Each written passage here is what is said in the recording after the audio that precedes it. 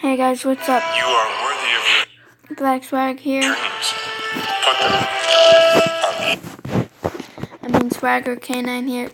Today we will be watching the Red Bull Rhythm 2017, the full show, which is a total of 2 hours and 54 minutes and 23 seconds. And let's go ahead and get into it.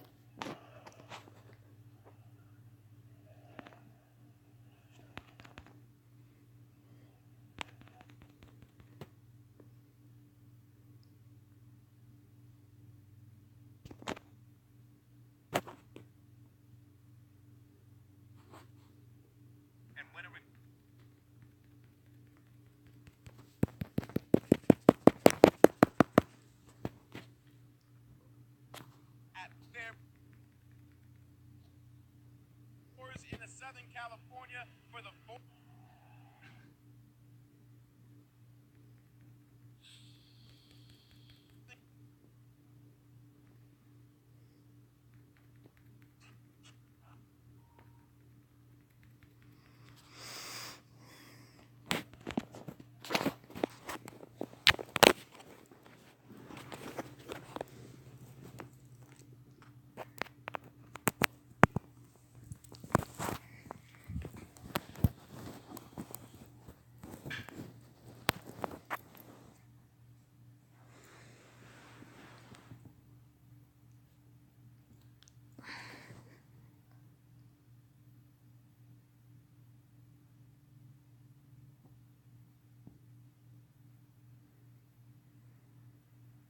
heartbeat of motorsport, man and machine. Athletes pushing the limits of the technology that drives them. Tonight, a straightforward challenge to the Supercross elite and to the machines of today, tomorrow, and yesterday. We'll take you back to the 1990s on revered two-strokes with iconic roars. The present, today's best, Marvin Muscat is the champion. competing on world-class technology. And the future, an electric revolution. The Ultra Bike has won. It's got that electric motor. Proven in competition, hungry to power the next generation. 24 men, Getting nervous. 3 classes, Unbelievable. 3 champions. Look at the aggression. This is Red Bull's Straight Rhythm. Red Bull Straight Rhythm roars into Southern California for the 4th straight year. No longer a curiosity, this unique challenge has lured some of Supercross's great champions, both past and present. It is irresistible. One-on-one racing on a half-mile track that puts risk straight in front of your face. Welcome everybody to Pomona, California on a beautiful day for racing in Southern California. Sal Masekela here. Behind me, 2 generations of riders are putting in the work as they aim to qualify for the remaining spots in our 24-man field. We are 30 miles east of Los Angeles at Fairplex. Now, in its former life, Fairplex was the home of thoroughbred horse racing. Today, the straightaway comes alive with horsepower of a different kind. We have 2-strokes, 250 and 450cc bikes, and we'll be taking a glimpse into the future on board electric bikes. And of course, the athletes riding this array of technology are just as talented and diverse as the machines themselves. Here at Red Bull Straight Rhythm, first time I've ever done a race in 23 years with no corners. Having 2 strokes, I don't know how, but you need to get a rag and get all that. You know, coming out of retirement and then doing a race like Red Bull Straight Rhythm is super cool. How? I wasn't here to shower. No, I didn't. I've never rode a 252-stroke on the super Alright, whatever. track or straightaway, but so far it's been good. Give me a minute. Be mellow and learn the straightaway on this thing.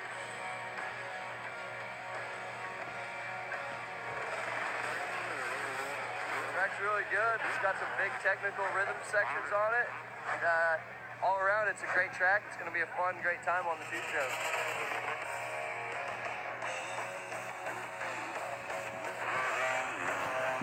I don't know, I haven't haven't seen any times, but nobody did that big rhythm, so I got that in my back pocket at least. I mean, the track's easy. I came in, I showed up, I ran it the first time. I was like, so like this is a pretty sweet pit bike track, but where the hell's the real thing? There's a lot of guys that potentially could win. I started one of the runs with Ronnie, and for most of it I was ahead of him, but I made a small mistake, and he was able to pull up beside me and edge me out for what you would call a win. If everybody could do what Ron does, they'd do it. And joining me tonight, two-time 450 motocross champion, the one and only Ken Rotson. Ken, first of all, thank you for taking the time to be with me here. I know you'd much rather be on the track, but you've been recovering from your left arm injury at A2. It's been something to watch on social media, the way you've been open with that recovery. How are you, and when are we going to see you back racing? Yes, obviously, like you said, I've had a really bad injury to my left arm. Would love to be out there racing, but for me, for tonight, this is it. Being the host of the 250 two-stroke race is very unique and very special. So I love this is the second part of my job, and the injury has been going. The recovery of the injury has been going actually very well, much better than we originally thought. So I'm in full force riding my dirt bike again, and I am I'm very happy about that. And will we see you January 6th at A1? Yeah, absolutely. That's the goal right now. I'm already feeling very good on the bike. Good thing is I have another couple months to really get ready and fine-tune everything, fine-tune the bike, but fine-tune my body too. And I'll be back on the gate. That's all that matters. Awesome. You mentioned the two strokes. Everyone's excited. It's like a throwback to the glory days of Supercross in the 20th century. What about it do you like, and who are you excited to watch in the two strokes? Man, it's two strokes. We just simply don't get to ride them enough. They're a little bit of history, but I'm glad that Red Bull brought the two strokes back for us, and it's just this sound of them is what makes a rider have a huge smile under the helmet, and so does for the fans. So I'm really excited to have two strokes here at Red Bull Straight Rhythm. Nice. And Ronnie Mack, of course, being the X Factor that we're all excited to see. In the 450s, the open class, you've got Marvin Muskin, who's just been someone who's been difficult to beat. He's on fire right now. Who's going to challenge him? Yeah, obviously we have Josh Hansen in the game. He is very high skill set when it comes to riding Supercross and doing jumps, so I'm sure he'll give Marvin a run for his money. We also have Colton Hacker. He has a very unique skill set also on the bike, which will be interesting to see. And also Marvin has a new teammate, Brock Tickle, that just switched over to factory Red Bull Factory KTM. So I'm sure he's coming in full force. Right on. Well, of course, as we mentioned, Marvin on fire. Just cashed $1 million prize check. That has to feel amazing. We'll get more now as he's with our Will Christian. Thanks, Al. Marvin, last time we saw you here at Red Bull Straight Rhythm, you had the Open Trophy firmly in your grasp and end to a great 2016 season. That momentum carried on into this year. What was 2017 like in the world of Marvin Musquin?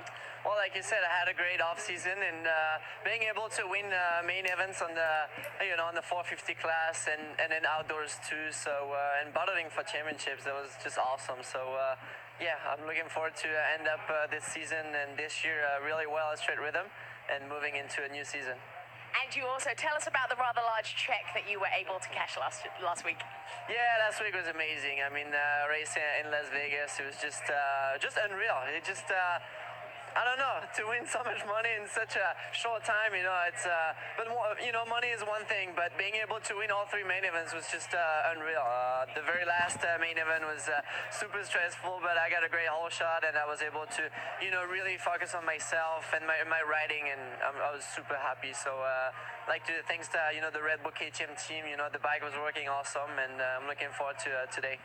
Now, talking about consistent winning, here at Red Bull Straight Rhythm, I'm right in saying that you have never lost a race. You've got 2 titles, one in lights, one in open. If you defend your title here again tonight, you will be the first person to have 3 titles. So who are you looking over your shoulder at rider-wise and through the other classes as well? Who will you be watching? Well, yeah, there's a couple great competitors. If you look at the lap times from practice, I know there's a little bit of a gap, in between me and the other guys, but a guy like Brock Tickle or Josh Hansen and Tyler Bowers, I mean, those guys can go fast. I mean, it's like 40 seconds. And in a straight line. I mean, you don't expect, to have like 10-second lead, so it's going to be super intense, and I'm really focused on myself right now, and yeah, hopefully I can win again this year. And such a unique event, I'm really happy to be here, and thanks to Red Bull. We'll be excited to see you out there. Thank you so much, Marvin. Marvin looking to defend his title again here at Red Bull Straight Rhythm, but the open class is one of three that we will see here, as he said, in this very unique event, and three very unique bikes will be competing in it, so let's take a look at them.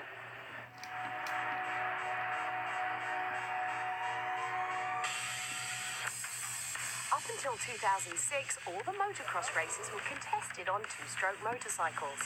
The distinctive ringing sound and the light but powerful engine has faded into the sport's past in favor of the deep, thunderous roar of the four-stroke engine. Doug Henry was the first rider to win on the four-stroke back in 1997, and tonight both the lights and open class will compete using these machines. The 250 will produce about 50 horsepower, and the big 450s used in the open class can generate about 60 horsepower. That's more than an 800 horsepower stock car. And is the future of motorcycle racing destined to be identified by the sound of silence? The Ultra Redshift is designed to match the 250 four-stroke in the lights class, and with zero emissions, zero maintenance, and zero noise, are we glimpsing at the future of the sport? Yeah, and that electric bike is almost freakishly quiet. But let's talk about that two-stroke class, because it has brought out some big names, including none other than Ryan Villapoto. Welcome to Red Bull Straight Rhythm. What drew you to this event? Well, last couple of years I've been asked to do it, and I just ended up backing out last minute, and with the two-stroke class coming into play, it was something cool, and we just decided to come out and do it, and do a big launch for my new gear company that's behind me, Answer. So and it turned out awesome. The bike turned out awesome. Mitch was a huge help at Pro Circuit, and all the guys there. All right, now, coming into this, though, the Instagram, the smack talking that's been going on amongst the riders has been pretty fun to watch. Can you tell us a little bit about that? And I know you even offered to give the guys a free lesson. Yeah, right. So it's that's been really fun to go back and forth with Chad and Uncle Ronnie. It builds some hype to the event, and I think more or less just people want to follow it because it's just really hilarious to see. In our normal racing, you don't have guys just calling people out like that, bantering back and forth. It's pretty serious. So coming into an event like this, that's a completely different style of racing. Sure, we all want to win, but I guess the atmosphere here is a lot more laid back and fun. So we just had to kick it up another notch on Instagram. Yeah, and I know Ronnie Mack, he was practicing a lot last night. He wants to take you out. He does. All right, guys. Thank you, Tina. So much excitement about Chad Reed being here to compete. Unfortunately, he has suffered an ankle injury and has chosen to play it safe. He's going to be on the sidelines tonight cheering on the racing. We are almost ready to get started racing, so how about we go to the men calling the action. The smartest guy I know in motocross, Jason Wygant, and the living legend, the one and only, Ricky Johnson. Hello, boys. Hey, Sal, quite the compliments there. I don't know about on my end, but you certainly earned your accolades. Multi-time motocross and supercross champion Rick Johnson, and you and I have been here for each one of these Red Bull Straight Rhythm events, and it's still unlike anything we see. Even though we've seen it a few times now, it's pretty darn crazy and exciting. What's the intensity? You got the start, first lap, and last lap all wrapped into one with no turns, so there's no ramming, there's no messing with the other rider. It's just going as fast as you can. But we've seen the riders make mistakes because they push too hard or they relax a little bit. So it's 100% from the start to the finish. And that's what makes it so cool. There's no reason to even wait as far as for endurance or energy or anything like that. It's everything on the line every time they go onto the track. And we'll show you that track with our DJI course preview drone shot. As we watch the drone footage, as they start off, they got the small section. As they come through, then they jump into the small rhythm section. They get step on, step off, some tables, some doubles, some triples, some quads, and then down into the gator pit about 10 feet deeper than the surface. And as they come back up, we're going to call this supersize. You can see a lot of different elevation change, a lot of different combinations, but trying to keep the bike as low as possible, keep as much rhythm as they can. As they come over the pit tunnel, they go into the sand section. You can see Ronnie Mack on the right. You can see the ruts. He's trying to get a run at it, but as he comes into the last area, notice he crosses the line. If that was a race, he would get disqualified. We have a step on, step off, and up and over the finish. so that's our track. We'll give you the event format. This year, as we mentioned, a 2-stroke class has been added. We still have our lights class predominantly for 250cc 4-strokes, but 252 strokes can also compete there, and an open class, 8 riders in each, and it's kind of like drag racing. You start in a bracket, you just keep racing them until we get to the finals. We had qualifying earlier today, and let's show you the highlights of those from each of our classes. Starting in the open division, here's Colton Haker, the Enduro Cross champion. Rough go of it, but luckily was able to get up back okay and will be competing tonight. And this guy, Marvin Muscan, just continues to roll pretty much any track, any event he's in, and he was fastest today. In the lights, a blast from the past. Ryan Sipes comes out of the woods and in the 250 lights class brings home the fastest time. Yeah, and Sipes does it here in the lights division and also in 2-stroke on the same bike, the 252 stroke. Sipes ends up being fastest in both classes that he's racing tonight. A bit of an upset, but that's what this race is all about. So now it's time to go racing here at the 4th annual Red Bull Straight Rhythm. The grandstands are packed here at the Fairplex. Here is your bracket. We're going to start it right off with our 2-stroke class. Ryan Sipes, as we mentioned, the fast qualifier, starts on one side against Tevin Tapia. Other side of that bracket will be Ronnie Mack against Ryan Morris.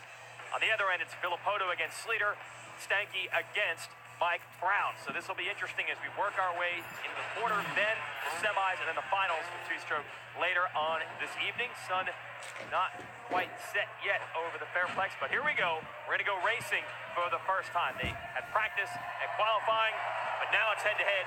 Best 2 out of 3 runs wins it. And Sipes is so impressive. You know, he was a Supercross winner in the past. He won in the lights division, but now he's racing in the woods. For him to make this transition back and be the fastest qualifier in both lights and the 2-stroke is phenomenal on his behalf. So Sipes against Tevin Tapia here. And something happened to Tapia. We see Sipes coming out. So something happened to Tapia. It's kind of a late entry because somebody got injured. But now Tevin Tapia is not out there. So Ryan Sipes just needs to make a clean run to move into that next round. Yeah, not sure. Maybe it was a bike problem for Tapia. So Sipes gets to cruise through. And if Tapia's not able to go, looks like Sipes will earn himself a berth into the next round, which will be the semifinals.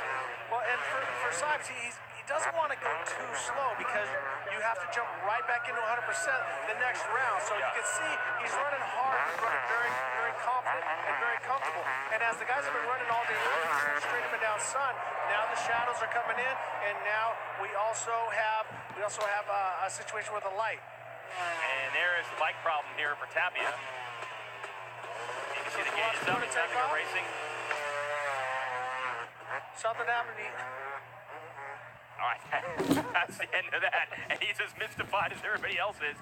So Sipes proving this is no fluke by putting that fast qualifying time together in 2 different classes. And we'll see him in the semis later. And now the crowd begins to come to life because this guy has been the life of the party, Ronnie Mack.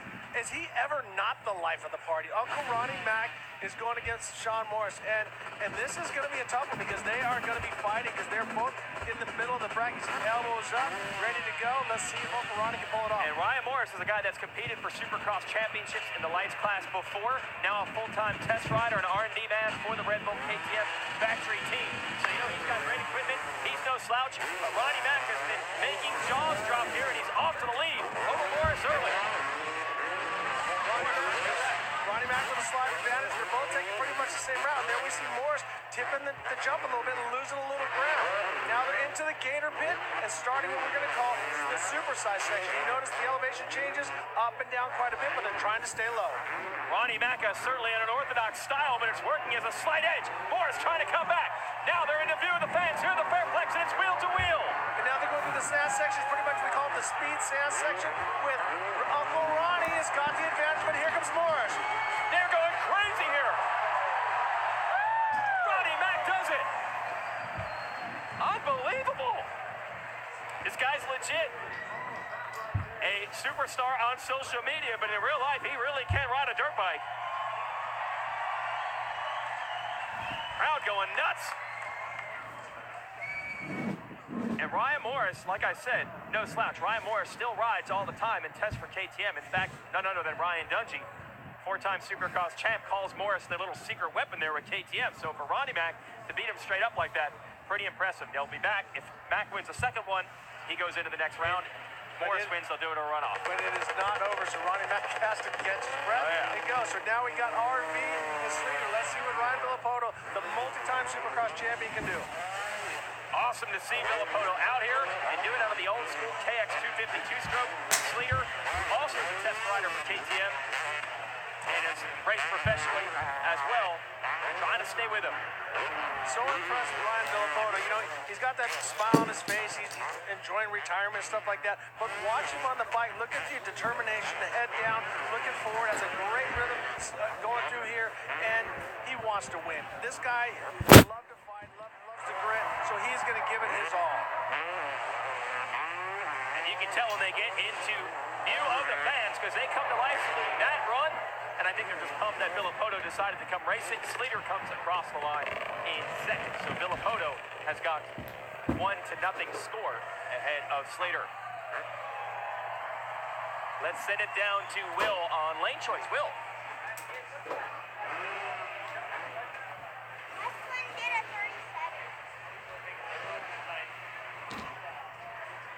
Hi guys, well we've been speaking to a few of the riders out here and there seems to be a solid choice already for the left-hand lane on this course. When we asked them why that was, they suggested that perhaps it was because it had been watered down a little bit more than the right-hand side, I should say, and has become a little bit compressed and therefore it is a little bit faster.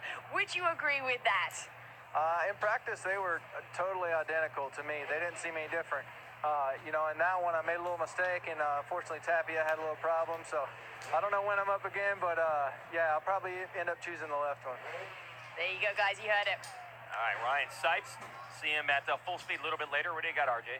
Well, they don't really get to choose. They got to run one, then alternate, swap. yes. You know, so, and I think for the main event, the guy gets to choose it still, but you still have to run the opposite lane to get the double down. Stankdom, who is one of the few professionals that actually still chooses to compete on a two-stroke. So he's got experience against the legendary Mike Brown, a former national motocross champion in the two-stroke days. Weeds, I can't believe that you compare somebody when it comes to experience like this Mike Brown. This guy has won in everything for about 3 decades now. 46 years old, Mike Brown, and this guy can still go on that number 3. And what a battle between he and Stankdom. Slight advantage to Mike Brown in what we're looking now in the left lane, the number 3 on the Husqvarna. It looks like he's going to pull it off. Stank is right there, though, trying to keep it close. We're into the tabletops. Side by side. Stanky trying to pull it out. Mike Brown gets it done. 46 years old. And he said rode a Supercross track on Thursday, and that's it. Otherwise, hasn't done it in like 10 years. Not bad. No, unbelievable. And look at Mike. He's hanging off the back, but Stank makes a good, strong run at the end on the step on, step off. But look at Mike, old school, hanging off the back and pulling off the victory. Wow. He never left. Taking a look, you can see very, very close as they come through. So, and that put him in what they're calling not the preferred lane.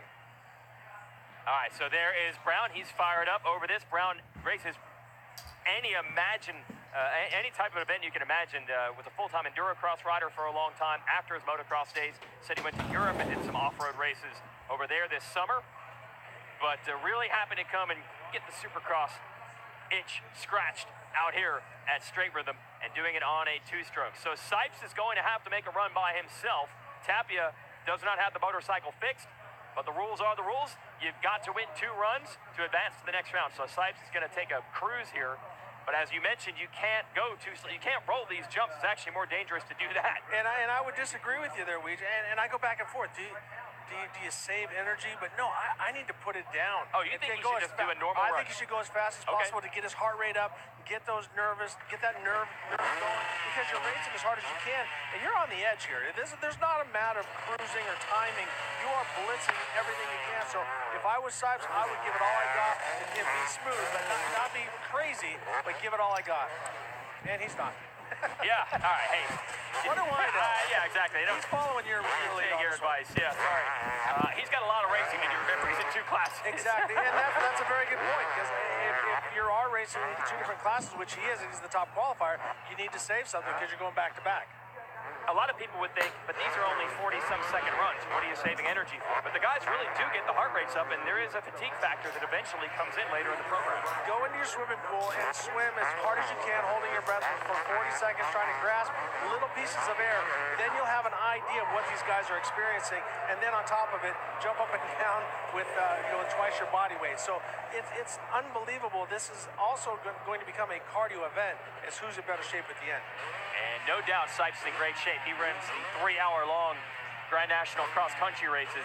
He might be fitter even now than he was when he was a professional motocross and supercross guy. But he's got to get the sprint thing back together. We got another great matchup. Ronnie Mack and Ryan Morris. It went right down to the line the first time, and here they go again.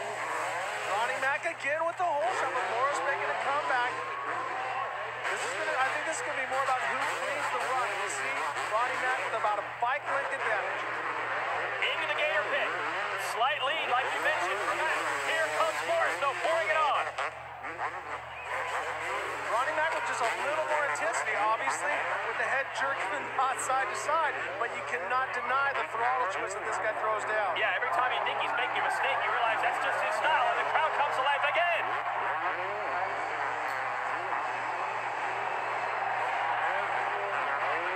Ronnie Mack, and he pulls the nose wheelie, one of his patented moves, and 2-0, he eliminates Ryan Morris, and he's going to the semifinals. And surprising, actually, respect shown to Ryan Morris. That is not a specialty of Ronnie Mack. So the after party's going to have to wait. He's going to the next round. Take us through this, RJ. You see, he gets a slight advantage. Ronnie races these things and plays around on them all the time, so he's very familiar with the power band. So it's unbelievable what he can throw down on these two-strokes. Okay, let's talk to this guy. This will be fun. Send it to Tina. Yeah, thanks, Jason. Ronnie Mack. Apparently the training has paid off because you are moving on. Yeah, we've been staying plenty hydrated in the bars all week here in California. Been putting down the blue ribbons in hopes of winning a blue ribbon. And you could be winning a blue ribbon tonight, but even more than that, you are putting on a show for the fans because they absolutely love you. Well, I know they love me already, but hey, I got the best fans in the world. Just remember that. Best of luck, Ronnie Mack. All right, this is real, like a cartoon come to life. Now, this guy had been lurking on social media for years. I don't think most people had seen him in person until last year he competed in this event. This year, stepped up the game. I don't know if he's any more serious. Doesn't appear that way, but he's certainly riding well.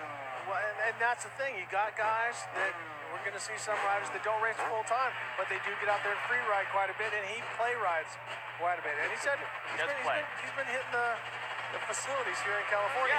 Yeah. Not the Gold's Gyms, though. Villapoto against Sleater again. Villapoto won the first matchup between them, and a little gap already. So now watch when you watch from the top. You see Ryan, as soon as he hits the roost, as soon as the tire touches the ground, he's accelerating. And that's where he's getting Sleater a little bit, as he's spending less time in the air and getting on the ground, but he's not casing it. We're seeing Sleater come up just a little bit short, and that's Robic. It's a low power. And honestly, I'm truly amazed at the timing of Ryan Villapoto for being a retired champion. I mean, granted, the guy's a champion, but for him running this strong is awesome. Yeah, and he said he's never ridden on a supercross type track, never rode over these types of obstacles on a two-stroke before. So he's learning as he goes. And a quick study, Ryan Villapoto going on now to the semifinals, pulling away from Sleater.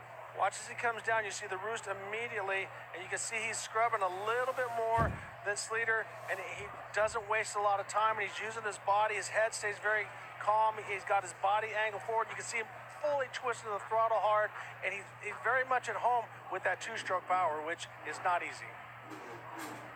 And Tina now has Ryan Villapoto. Go ahead, Tina. Yeah, and this is the first time that Ryan Villapoto has been part of Red Bull Straight Rhythm. We talked earlier, and it's on a two-stroke. So what's your assessment so far?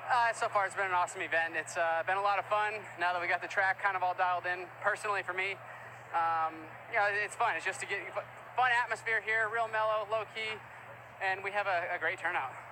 It's just quarterfinals. Are you still figuring things out on the track? I think tonight on these two strokes, you can't afford any little mistakes, so it's just going to be hitting your marks every single time you hit the lane. So for me, I'm just getting my line down perfectly. Thanks, Ryan. Guys.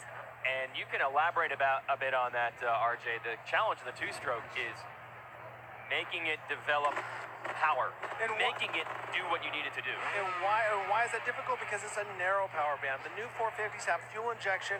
They have so much horsepower, so much torque that they can pretty much, wherever they hit it, it goes. These, they got to run the clutch and be right on the money. Yeah, it's really very on and off.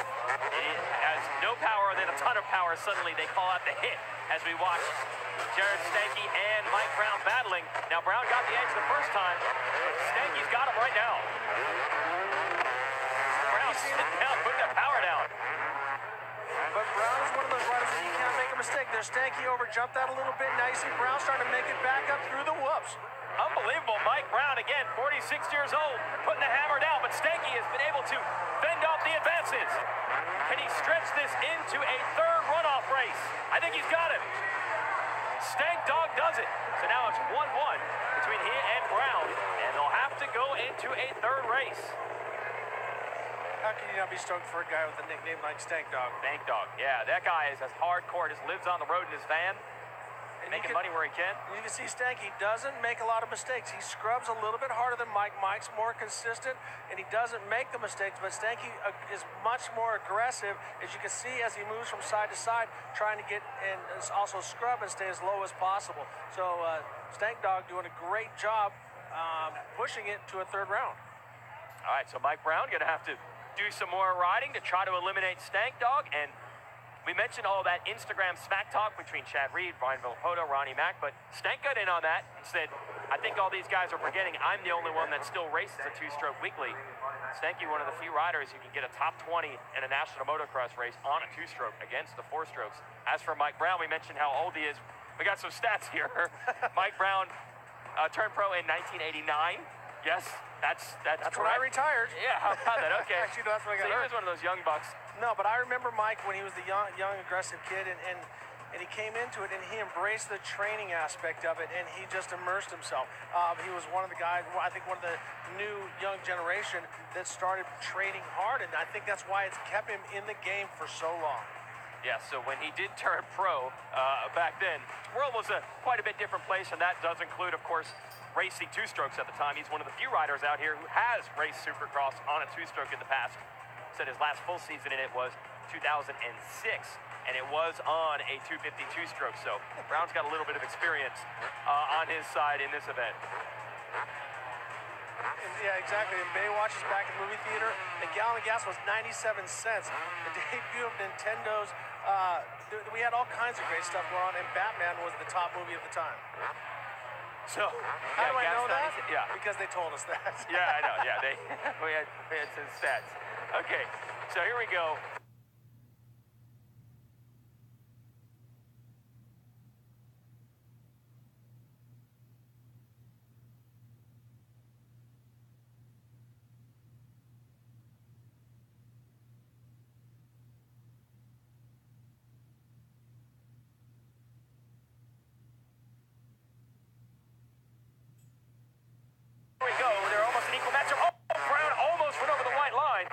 Instant disqualification. He stayed in it.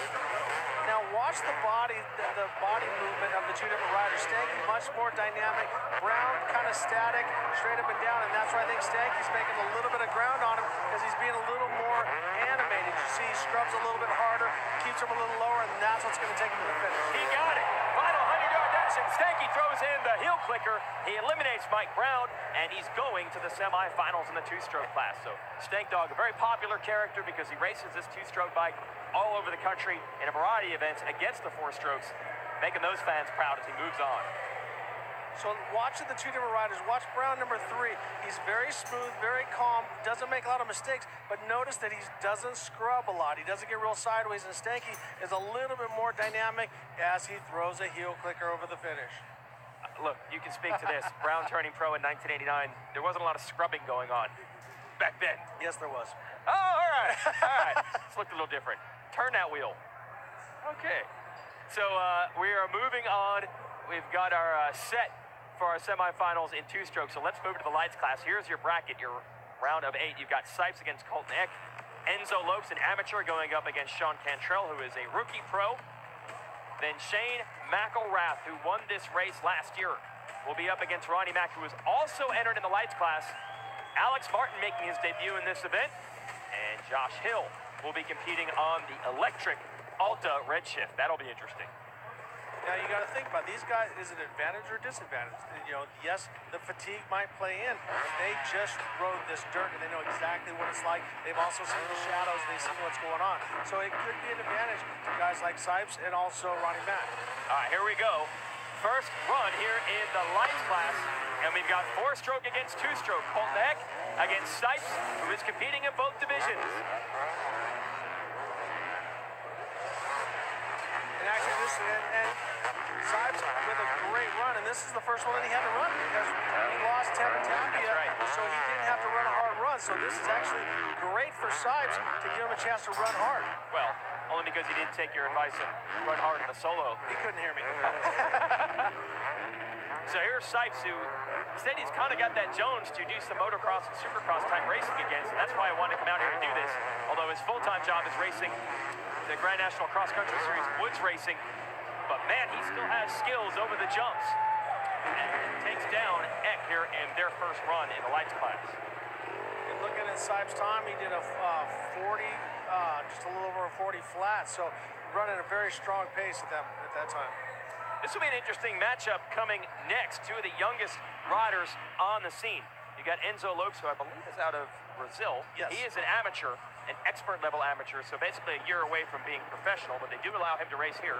And Sean Cantrell, who only turned pro a couple of months ago, part of Troy Lee Design's Red Bull KTM team. So this will be an interesting matchup. We don't really know what Lopes has skill-wise for this. We've never seen him compete at this event. And it's a good battle right now. Cantrell with a slight advantage on what we're looking at on our camera right and him left. Lopes with a small mistake, but Cantrell getting the quad. Oh, encasing hard, and now here comes Lopes coming back. Cantrell tries to recover. Lopes on the number 16 on the right side. Can he get him? He's wheel to wheel right now. Great matchup. This is what we're looking for. You can see each rider's made a small mistake, and now we got Cantrell back out in front. Into the sand rollers we go. Lopes still has a shot at it. Keeps closing the gap. It's going to come down to these final tabletops. Cantrell holds on, and the crowd loved that one. Only a half a bike length, the final gap. Racing has been close this year. And the speeds was really good. As we watched that, actually Cantrell was faster than Sipes. So as we watch, we see Lopes over to the side, scrub, and look at how high Cantrell gets. But then when he comes down off this next one, he cases it a little bit, and it robs some of his speed. So it wasn't hard enough to hurt him, but he did lose some time. He tried to do the quad, but didn't quite get over that fourth one. And then it was a scrub fest to the end here. And there is the final margin of victory. Cantrell, like I said, by half a bike length over Lopes. Let's send it back to Will. Hi, guys. Hey. Well, I was talking to Shane McElrath earlier, and I was asking him, where's the most technical part of this track? And he said, honestly, there's only one place really where they're making up any speed, and that's in that small rhythm section, we're calling it, right after the first wall. He said, if you haven't made up any time there, then really everyone's match for match after that, and it's pretty tough to beat anyone. Okay. And adding extra intrigue here, McElrath, who won this race in this class last year, is against Ronnie Mack. Ronnie Mack is racing both the two-stroke class and here in lights. So McElrath has got to be careful. Don't fall victim to the spoiler and the upset. Ronnie Mack with a strong start with a slight advantage. He's got the advantage. He's beating McElrath right now. Oh, different jump combos. Let's see how this works out. Big advantage there for McElrath. Ronnie Mack coming back, though. He puts that bike hard into the landing of these jumps, trying to make the two-stroke work. But McElrath, very consistent, very strong, very, very aggressive scrub right there.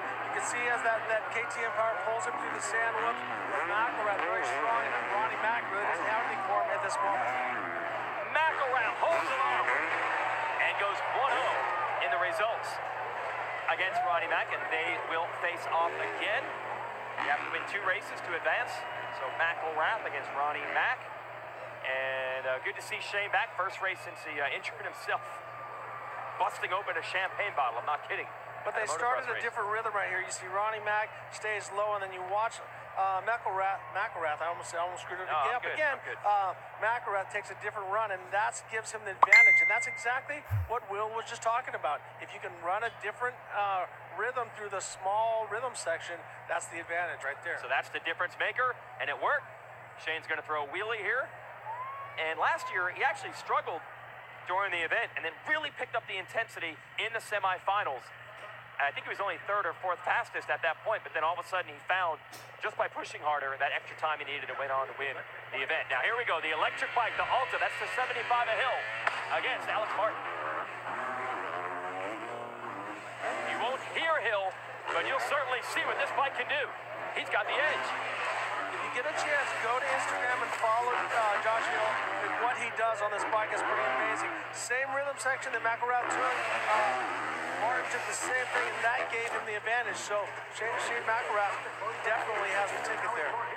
Hill's not giving up, trying to come back.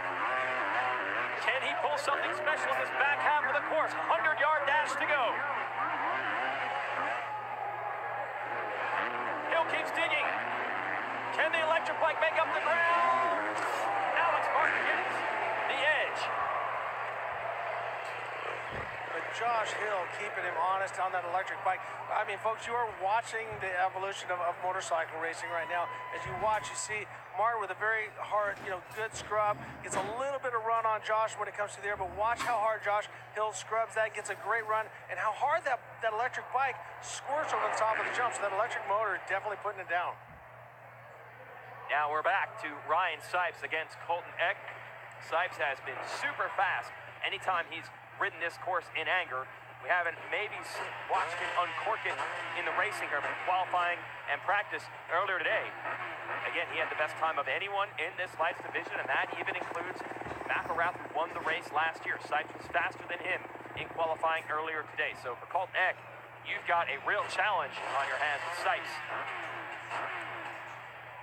And I'll tell you, although Sipes now has to run those long 3-hour cross-country races, his specialty always in his motocross days was the sprint speed. He can throw down a lap, and that's exactly what this event is all about. Eck giving him a good challenge, though. Well, Eck on the four-stroke is going to have a little bit more torque, and he can use that on the start. But right there, Sipes is able to use the rhythm section, a small rhythm section, into the gator pit to pull it down. Little gap over Eck right now. Eck able to come back in a few other sections, though. He's got that gap chopped back in half. Now at the midway point. Eck is keeping him honest right now, so Sipes cannot make a mistake at this point. They got one more wall that they have to step on, step off. It looks like it's going to be Sipes. And Sipes gets it done. He's going to put a lot of time on this two-stroke, running it in both classes and moving on to the second round in both. Didn't have to race Tapia in the two-stroke division because Tapia's bike broke. He does eliminate Eck here in lights. As we watch from the back, we can see how much higher Sipes goes on the right lane. He's able to make up an advantage there as they go into the gator pit. Now they start into the supersized rhythm section. And he gets on and off a little bit cleaner than Eck, where Eck is just tipping the lip a little bit and robbing some speed. It's all about the details out here. We've got Tina with Ryan Sipes. So far, so good. Yeah, so far so good, and he's also been putting his work in so far, doing 2 different classes. Is that an advantage or a disadvantage? You do get a lot more track time. Yeah, more track time, but and it's good. I don't have to sit around too much, so it's fun. I figure while I'm here, I might as well do both, so it's good. Is there a difference for you, though, in the approach going up against the different classes? Not really. Just as long as I go my fastest, that's going to be the best I can do. So hopefully I made it through the first round, hopefully make it through the next one and get in the final. Yeah, looking good so far. Thanks, Ryan. And it's really cool, the flavor of this event now that we're bringing in different bikes and also riders with different backgrounds, different ages, histories, and all seeing how it works when we put them in the mix together. Well, and I love Sipes. I mean, he's such a Southern gentleman, always a sweet kid. And it was great to see him. He just was, holy cow, RJ, I'm back at Supercross. And this is Sipes just over a month ago in his day job now, as we mentioned, racing in the woods. He got his first ever win in the Grand National Cross Country Series. And this was big for him. He had been getting close, had second to thirds and fourth consistently over the last couple of years, but he finally put it all together for 3 hours, was able to outduel the champion Caleb Russell, and there he is, celebrating with the champagne. That's a 3-hour race in the woods. This is a 40-second race over jumps. pretty good variety of skills for him. Hey, riding's riding. All right. But his bones are supercross and Absolutely. motocross, and so he's now just adapting to the style that it takes to win GNCC, but obviously he never lost what it takes to do supercross. And another battle here. We've got Lopes up against Cantrell. This was very close in their first race. Let's see how it goes this time. Lopes on the left, 16. Cantrell with an advantage once again, and Lopes, you can see he's a little bit bigger. Oh, and he makes a big advantage right there, and going into the Gator pit, into the supersized rhythm. So right now, it's Lopes with the advantage. There's been some talk about Lopes being maybe a potential future pro superstar, one of the hot amateur prospects, and he could really make a name for himself here if he can beat Cantrell, and right now he's getting it done. Well, it looks like we're going to be going to a third round, but here comes Cantrell with a strong move. Coming back, and Cantrell, can he pull it off? Here we go, it's wide open to finish side by side. Unbelievable. And I believe it's going to go to Cantrell. Yes. By 4 thousandths of a second. As you watch Cantrell never say die, he keeps pushing. Lopes had the advantage, but then Cantrell just kept pushing and never gave up. You can see this is where he lost the advantage, and as he tries to make it up, if you fast forward to the end, is when he really came hard and then rode ultra hard to get to the finish, and right there, boom. Oh, that is photo finish. I don't know if you can see 4 thousandths of a second. I guess you can. That's what 4 thousandths of a second looks like. I don't know. It looks to me like Lopes had it. Looks like Lopes That's had how close it was. We'll let the score folks figure that one out. We got to go back to the top, and it is Shane McElrath against Ronnie Mack. I don't know how this guy's able to do this. I mean, McElrath is at the absolute pinnacle of lights racing. He won 4 supercross races on this 250 bike last year, and Ronnie Mack's giving him a battle. Well, when we were talking to McElrath earlier today, he had the accident where he popped a champagne bottle and on the podium broke the bottle. It blew up in his hand. So young racers learn from Shane McElrath is that he couldn't get the cork undone. They said, "Oh, break it," and he tipped it and it exploded in his hand, sliced a nerve, and he's been out the whole time. He started riding 2 weeks ago, so he's been sitting on the sidelines as well. Yeah, that was probably not only a painful but a bit of an embarrassing moment there for Shane. Good to see he's back after surgery and a fairly lengthy recovery.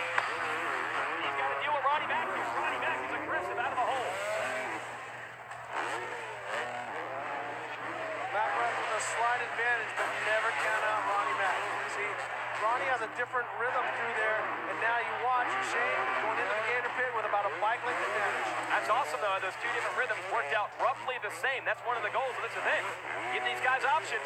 Ronnie Mack keeping the heat on. McElrath able to pull away there.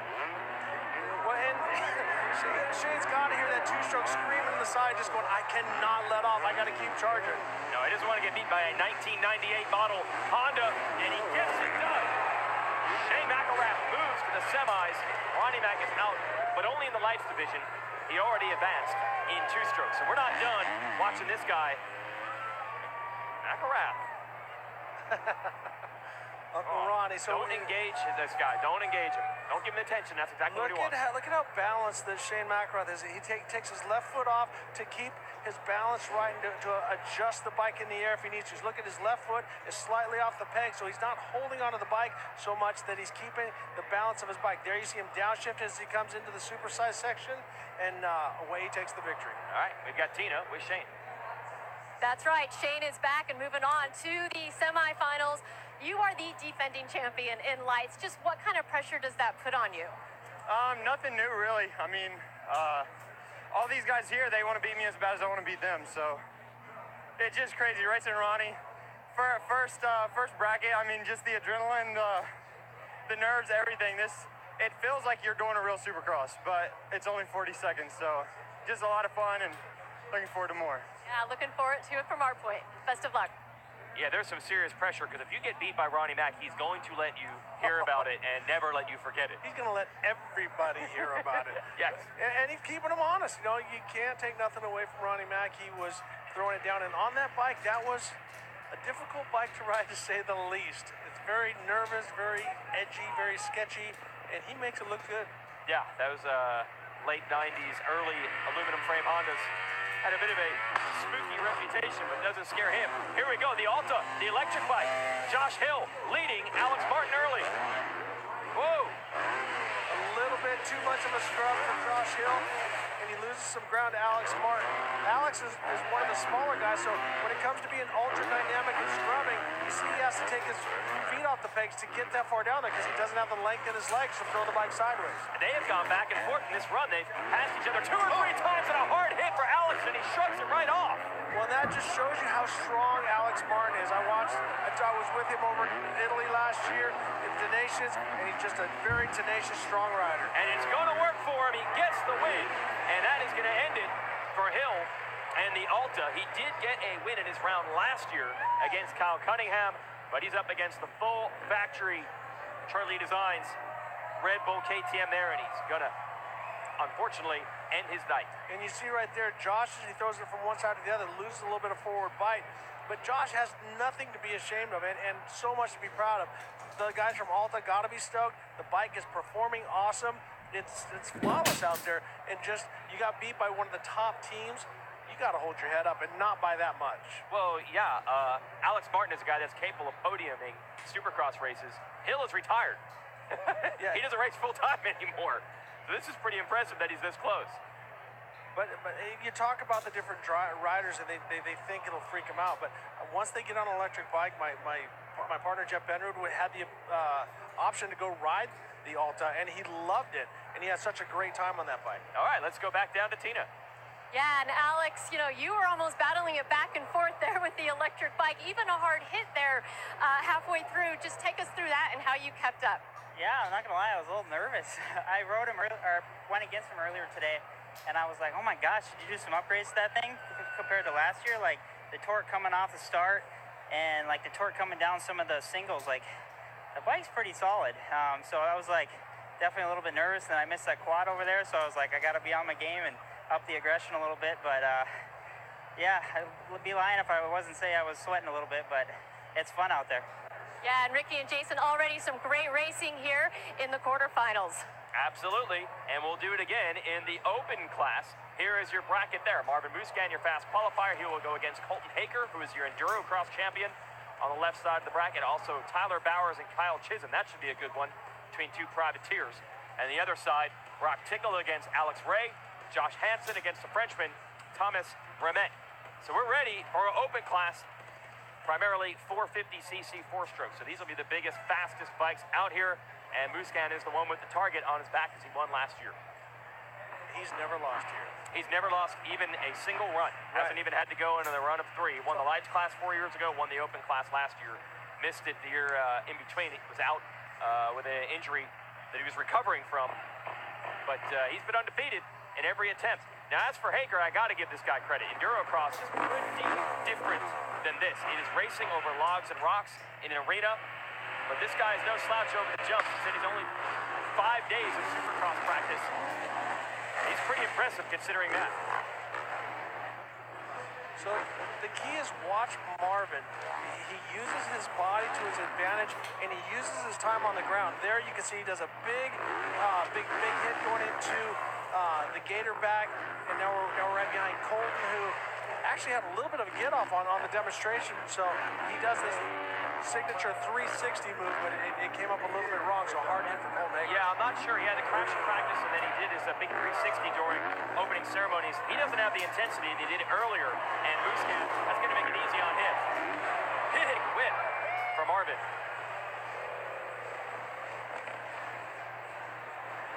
Haker comes across, finish his run. Lighting for today's event provided by Musco, the world's leader in sports and mobile lighting for 40 years. At Musco, we make it happen. And they have. The lights are on. The sun has set here in Southern California. We're going to be racing at night.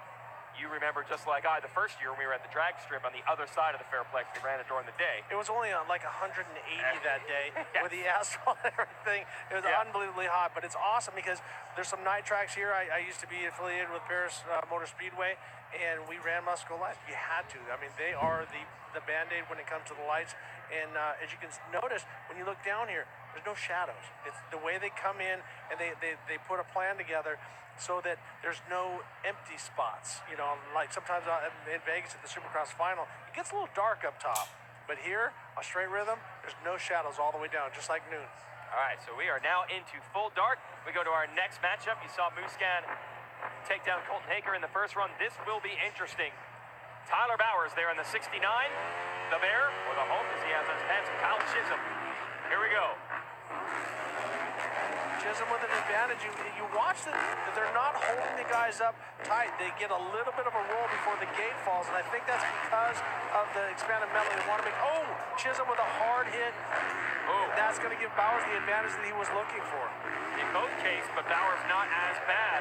So Bowers, your 5-time arena cross champion, who's been racing Supercross the last few years, trying to hold it down. This would be the type of event I think Bowers could excel in. He has great style on the bike. And Chisholm is still in it. Despite casing that jump, Chisholm's still charging, so Bowers got to keep his head down, and he gets to the finish. Bowers, one of the biggest, strongest riders out here. I was just going to say, this was like the heavyweight class. Between him and Chisholm, they're the two biggest guys. You look at how small Marvin looks. Marvin's short body, long legs, so he's not that short, but he looks really tiny when he's on the bike, and it seems to be an advantage for him, but I just know how fast these 450s are. I want a little more meat on me. Yeah, that's another problem for Bowers, and also Chisholm's one of the tallest riders. We'll go to the other side of the bracket. Here is Brock Tickle, only a few weeks into his new gig with Red Bull KTM, up against Alex Reyes of the Cycle Trader on River Yamaha. Ray really strong out of the gate. He kind of jumped in a little bit quick, but now we see Tickle just being a little bit cleaner. Back to what I was talking about. We saw Ray, but now he gets the advantage down into the gator pit. They exchange mistakes there, and Ray has the edge on Tickle right now. Now, Ray has been improving tremendously, a popular privateer, but under the wing of Davey Millsaps, as of late, lost a lot of weight, got in shape. Oh, but Tickle has been able to retake the lead. And will Tickle be able to hold on? Got a 100-yard dash. Couple step on, step off, and it's awesome how they just really all the way across the field. Tickle brings it home. But credit to Ray for going up against the full factory machine of Tickle and actually taking the lead from him momentarily, and they'll be back for another run. You have to win 2 to advance to the next round, and Tickle takes a glance down at the heart rate monitor, the watch there on his left wrist. He might have an Apple Watch. Maybe he just got a page from his dad or something back east, letting him know that everything is good back home. And maybe some tips. Good luck, son. Don't case that jump. Text that. Okay, so our next run will be Josh Hansen. A lot of people pumped on his chances here against the Frenchman. Number 6 is Thomas Remet. And the shift hole shot goes to the shift syndicate rider at the shift gear. Hansen, hole shot is the first 100 yards. And it's critical in a short race like this to get that jump. Remet making a play back. You can see Josh looks pretty relaxed. I think he needs a round to warm up. Looks like he's just kind of as he paces a little bit. Remet makes a comeback, and then Josh quads that and makes a lot of ground. Here we go, Hansen and Remet.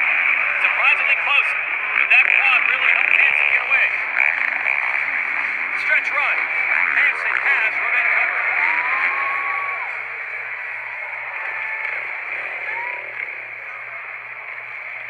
And that's cool seeing these Frenchmen come over. Remet's teammate, Cyril Coulon, was here also, but in qualifying he didn't make the top 8. We'll have Haker coming up in a moment again against Muscan, but we'll show you the kind of stuff this guy is capable of in his regular style of racing. I don't know if Haker's coming back out. Like I said, his run that he did against Muscan, that wasn't full speed for Haker, so I hope he's okay. I hope the bike's all right. Haker is the Enduro Cross champion. That's where they lay down logs, rocks, water, crossings, everything you race on in the woods and the desert, but they do it in arenas. So congratulations to Haker as your champion there, but I think he's going to make discretion the better part of valor here. Well, and I'm going to say the same thing that I said about Josh Hill. No shame in Colton Haker coming out here and giving it a go. Yeah. He had a small crash, and then he had a situation in the opening ceremony, but he's a gamer. I love this guy. He gets out there, does King of the Motors, does the hard enduros, does all that good stuff. And as you said, he's a champion in Endurocross. So you're going up against a guy that is $1 million Marvin at this point. Yeah. So you can't say anything bad about him. No, it's really cool to see all these riders from different backgrounds trying it, but there is no question in the background of this man. This is absolutely the wheelhouse of Marvin Musquin, and even on a run where he doesn't have to hustle, going pretty fast. That's an understatement. Pretty fast is how, I don't know, how quick we eat lunch. But that's really fast when you watch Marvin Musquin at any point. Boy, is he locked in right now. Marvin Musquin sweeping all three main events last week and winning the $1 million. Big season for him in Supercross and Motocross, winning a lot of races, so he continues to up the game. This should be a good one. We had a little mistake from Chisholm against Bowers in their first run. Take that out, and they could be wheel to wheel this time.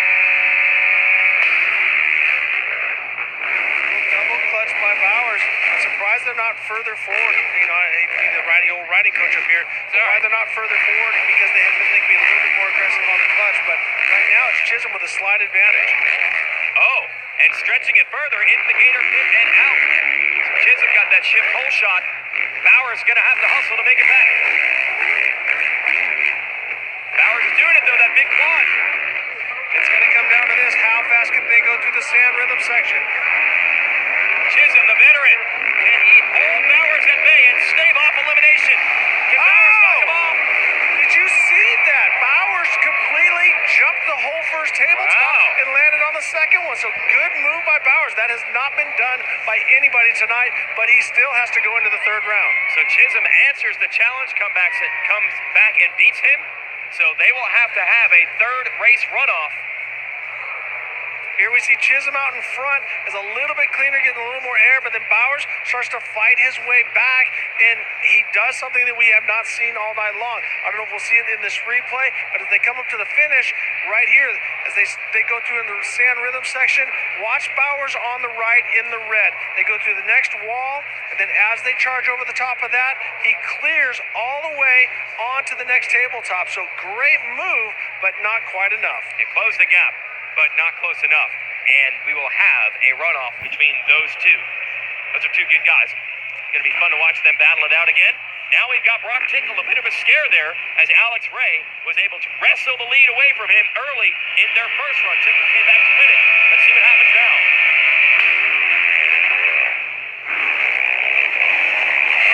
Ray is riding hard, and you and I both noticed that also in qualifying. Yeah, he does not hesitate on the gas. I mean, he's like from a toggle switch. He's wide open, and he goes, and he's a big, strong kid, so he's not worried about it. He manhandles the bike, but he's got to finesse it because that's what Brock Tickle is doing, even though Brock just made a mistake. And that gives Ray an opening to try to get Tickle back. Here we go, halfway through. Now the 100-yard dash to the finish. And Tickle looks like he's got him covered. Can Ray pull something out? Brock Tickle gets it done. Brock Tickle with a double win, and also picking up his time. Last time he went from a 39.8 to a 39.6 to a 38. So Brock Tickle a lot faster. As you can see, he puts the leg off to the side to try to keep the center of gravity down as low as he can, and that's what made the difference between him and Ray.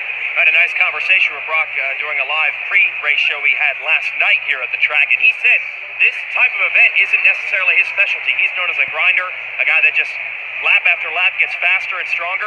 So he thinks that this is good practice for him, getting that intensity and that sprint speed. Well, and that's when you see a lot of bicycle racers, even though they race, Tour de France or whatever it might be, they got to do the intervals to get their heart rate up and get that anxiety, get that testosterone flowing. And this is a great event for Brock Tickle to go into the 2018 Supercross season. Hansen against Hansen on the 100.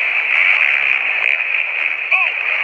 Wow, that's Hansen's style, but I think it's scary. He is front end down quite often. That was really front end down there. I know, but he just looks over casually from that like, hey, bro, what's up? And I'm jumping out of the seat here. And Josh Hansen, as he starts to pull away, as I said before, he looked a little lethargic the first run. Now a little bit more dynamic, a little bit more flowing, and a little bit more speed as well. Well, even Ken Roxon was saying earlier, Roxon's one of the best in the game, that Hansen is a freak of nature when it comes to this type of riding. The timing, how precise he can be over those jumps, and all in a day's work for him. Scares us to watch it, but he was in complete control, and he eliminates Ramette. So Hansen moving forward.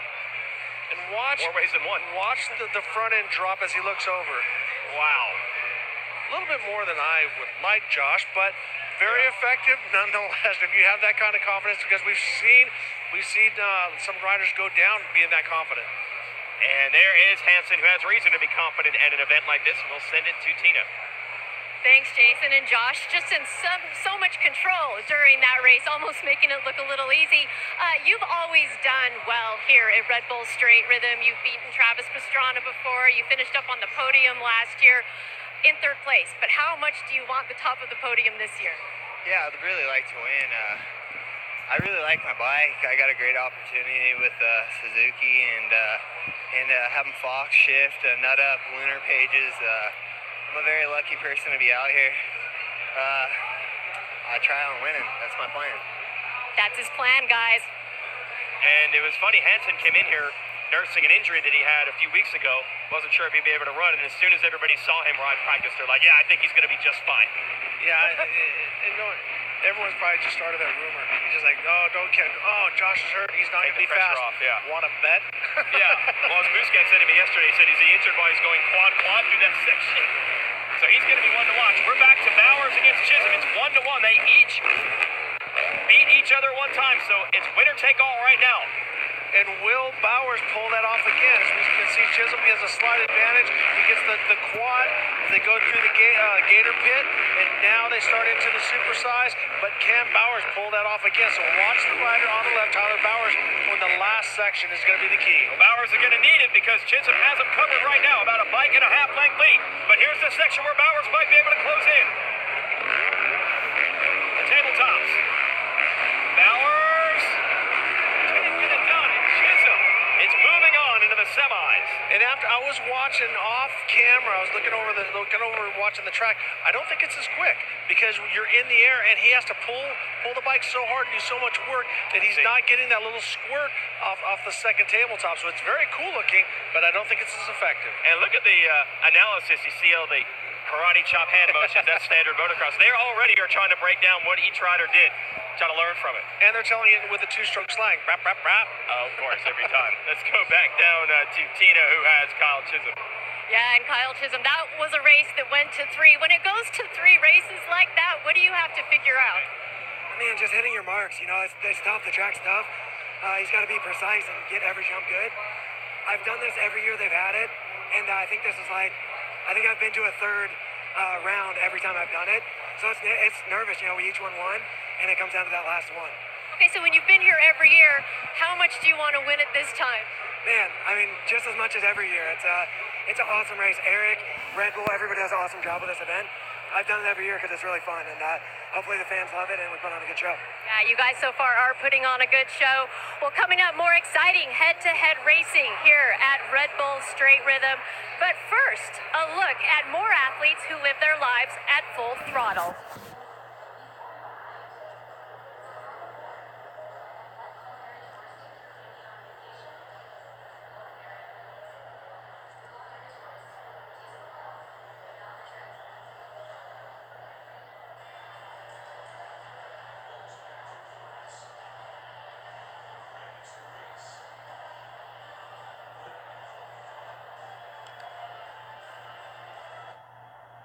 Yeah, all right.